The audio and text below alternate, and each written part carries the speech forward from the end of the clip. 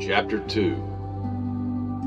And the heavens and the earth were finished, and the whole world of them. And God finished on the sixth day the works which he made, and he ceased on the seventh day from all his works he made. And God blessed the seventh day and sanctified it, because in it he ceased from all his works which God began to do. This is the book of the generation of heaven and earth, when they were made in the day in which the Lord God made the heaven and the earth, and every herb of the field before it was on the earth, and all the grass of the field before it sprang up. For God had not rained on the earth, and there was not a man to cultivate it.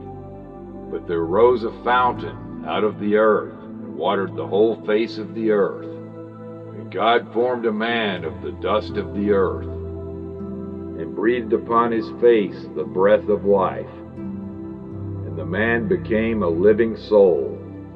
And God planted a garden eastward in Edom, and placed there the man whom he had formed. And God made to spring up also out of the earth every tree beautiful to the eye and good for food, and the tree of life in the midst of the garden, and the tree of learning the knowledge of good and evil. And a river proceeds out of Edom to water the garden. Thence it divides itself into four heads. The name of the one, Pison. This it is which encircles the whole land of Evilot, where there is gold. And the gold of that land is good. There also is carbuncle and emerald. And the name of the second river is Gihon. This is which encircles the whole land of Ethiopia. And the third river is Tigris.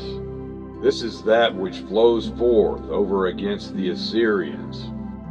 Fourth river is Euphrates. And the Lord God took the man that he had formed and placed him in the garden of delight, to cultivate and keep it. And the Lord God gave charge to Adam, saying, Of every tree which is in the garden thou mayest freely eat, but of the tree of knowledge of good and evil, of it ye shall not eat, but in whatsoever day ye eat of it, ye shall surely die.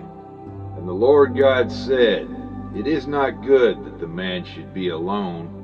Let us make him a help suitable to him. And God formed yet farther out of the earth all the wild beasts of the field, and all the birds of the sky, and he brought them to Adam, to see what he would call them.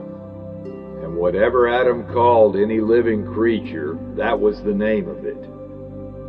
And Adam gave names to all the cattle, and to all the birds of the sky, and to all the wild beasts of the field. But for Adam there was not found a help like to himself. And God brought a trance upon Adam, and he slept. And he took one of his ribs, and filled up the flesh instead thereof. God formed the rib which he had took from Adam into a woman, and brought her to Adam. And Adam said, This is now bone of my bones, and flesh of my flesh. She shall be called woman, because she was taken out of her husband. Therefore shall a man leave his father and his mother, and shall cleave to his wife, and they two shall be one flesh. And the two were naked, both Adam and his wife, and were not ashamed.